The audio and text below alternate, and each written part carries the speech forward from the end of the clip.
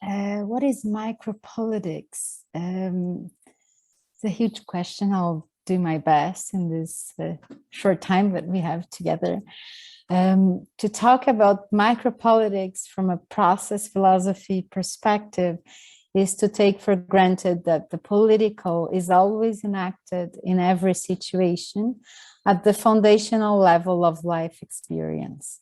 In this sense, micropolitics implicitly requires a differentiation between politics and the political.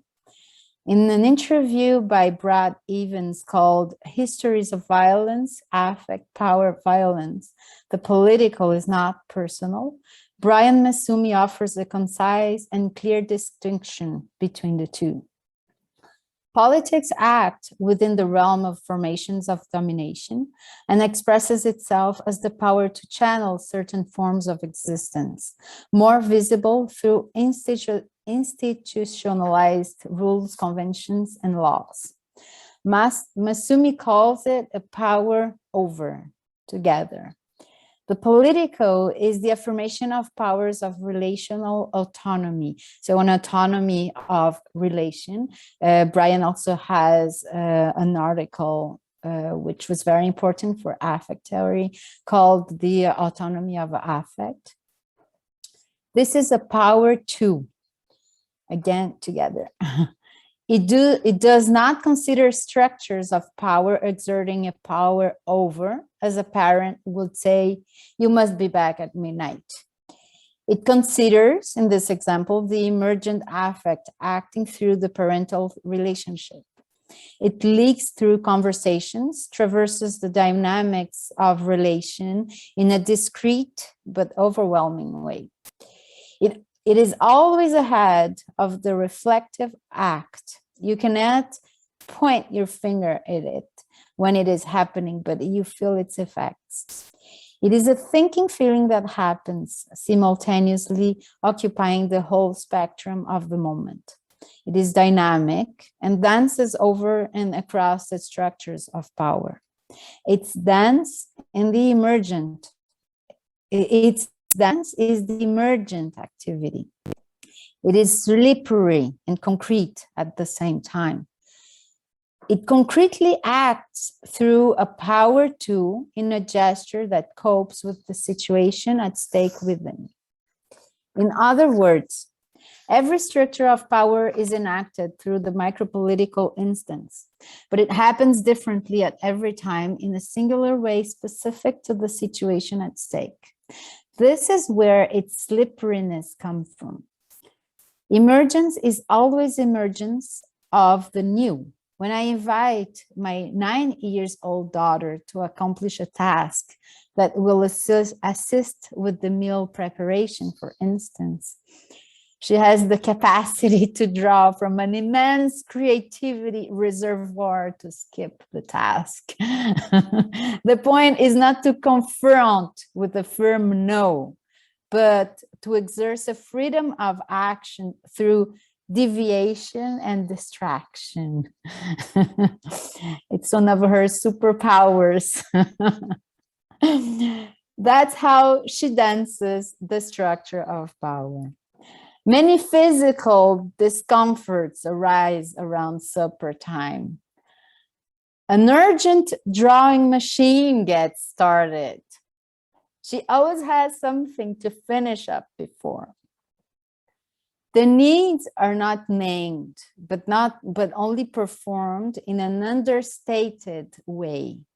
She has no power over the situation, but total power to dance her way out of it. Masumi affirms that to act politically is to occupy potential. Right here in potentiality, what you have is the politics of affect. He has a book entitled Politics of Affect. This presentation will revolve around this affirmation. It relates to what I have called elsewhere the micropolitical gesture. So we just have started discussing micropolitics, and we are already dealing with the concepts of power and affect. This is not a coincidence, although many things have been written about micropolitics. From a process philosophy perspective, the roots are in Michel Foucault's writings, since he considerably transforms the conception of power. Through meticulous analysis of different structures of power, Foucault shows the intricacy between micropolitics and macropolitics. Gilles Deleuze and Félix Guattari also play a crucial role in developing the concept of micropolitics. Through concepts such as the molecular and the molar, the smooth and the striated, they conceive a conceptual frame that is constantly conceptually playing with tendencies that coexist and inform each other. In the work of Deleuze and Guattari, the concept of micropolitics refers to the ontogenetic powers at the germinal state of reality. It is not so much related to the actions of individuals within a system, but it refers to the virtual powers at the nascent state of these actions. In this sense, micropolitics constitute individual at it constitutes individuals at a pre-individual state. Pre-individual, as in the work of Simondon, Gilbert Simondon. This state is not pre in the sense of a Russian doll. There is no embedded linearity, such as pre-individual, individual, and the social. The pre-individual forces act across all the instances in a transversal movement. This is why affect is so important for an understanding of micropolitics. Massumi further develops the concept of affect and its relevance to power, drawing from main references as Spinoza, Foucault, the work of Deleuze and Guattari, having also Alfred North Whitehead as a background. What emerges from these authors is the logic of process. Therefore, he is also indebted to Henri Bergson, for whom movement is primordial. For example, a ball that is put into movement. Within the materialistic approaches, we start with a constant, the ball in this case, to then understand the variables which are its subordinated.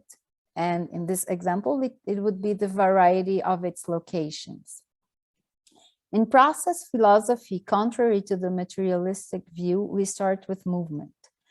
How can we understand the emergence of a position if the primordial state is one of fluidity, or here, the rolling movement itself? What are the conditions that allow the ball to stop at a certain point? There might be a difference in the push, in the terrain. There are a variety of aspects entering as difference. Difference in the rolling experience is important. The rolling, as it experiences itself rolling, its friction and consistency. Location is not so important. It is a consequence. The ball is a means to the rolling. In Massumi's work, he refutes the common perception that affect is about personal experience by emphasizing how political affect really is. The point is not the ball, but the rolling itself. Affect is the rolling, and the personal experience is the ball. The ball is traversed by a rolling movement in the same way that we are traversed by affect. The concept of micropolitics brings to the forefront the affective powers at stake within a certain milieu. The milieu is this crossroads of rolling movements. The movements tangle, swirl, and expand. Affect's expansiveness is related to its capacity to cut through the milieu and spread across situations. It traverses. This is why, for Massumi, the political is not personal. This consideration of affect is necessarily a deviation from usual categories, and the most terrible for us is the subject and the objective. It means that there are certain powers that cut through us. Micropolitics is not about us humans, but an affective ecology within we are located. This is power's first instance. It requires an attention to the molecular. This is the main difference between the political, as defined by Jacques Rancière, and politics. Politics is what happens in the realm of governance. Micropolitics, thus anchored in process philosophy and more specifically affect theory, allows us to think cultural traits as affirmations of imagination, and by extension, the very concept of culture as intrinsically political. Among the virtual forces that act at the pre-individual realm, there are movements and counter-movements, forces of affirmation, forces of negation, oppression, liberation. The micropolitical gesture is one that makes a difference at the affective level. It is an affirmation of the affective movements of the milieu. In the context of thinking imagination as politics and politics of imagination, it becomes then even more interesting, allied to the concept of the minor as defined by Deleuze and Guattari. Erin Manning brings the micropolitical into action through the concept of the minor gesture, which is a shift within a relational field. Now, going back to the example of my 9-year-old daughter, who it will allow us to understand how everyday life gesture is already political. When I am asking her as a mother to empty the dishwasher, I am exerting a power over. It is embedded within the family structure of power to require this from her. Even though I try to appeal to values of mutual aid, truth is that I am the mother, and as such, she has to obey. That's how the society in which I live functions. However, her conception is different. Without voicing, and probably even without reflecting upon it, she has decided otherwise. We, the parents, have little power over her. She wins by the profusion of creativity. If I consider the education that I received from my parents as a relational field, this is absolutely a minor gesture. It does not in any way continue what I have known. The force of negation that she mobilizes shifts not only the wider relational field of education, but at a more crucial level, at least for us, the whole affective territory of the meal preparation. Her force of negation encounters a force of oppression where parents try to stick to the structure of power over that has been granted by the parental relational field. The shift is done. The atmosphere becomes combative, heavy, and conflictual, but the political is not personal, right? So it is not about me as a mom, although it touches the way I live. The way one lives is closely related to culture. How does culture express itself? The structures of power are enacted at every moment.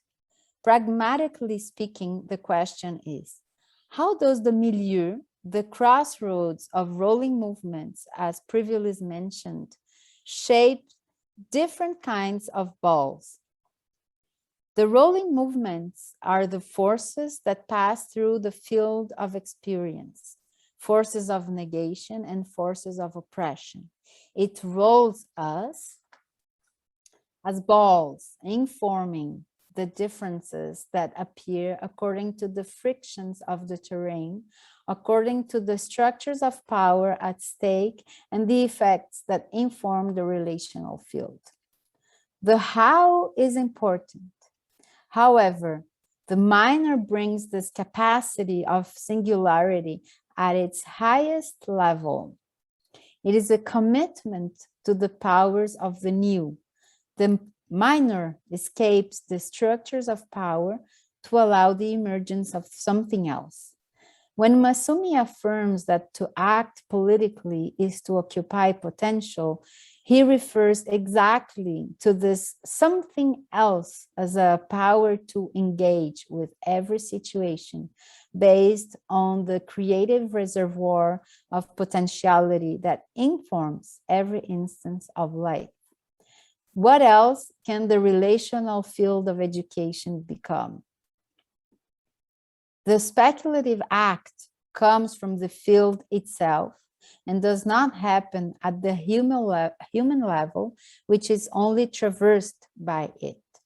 Still, they both function together and inform each other. The micropolitical gesture is an affirmative power of resistance. Thank you very much.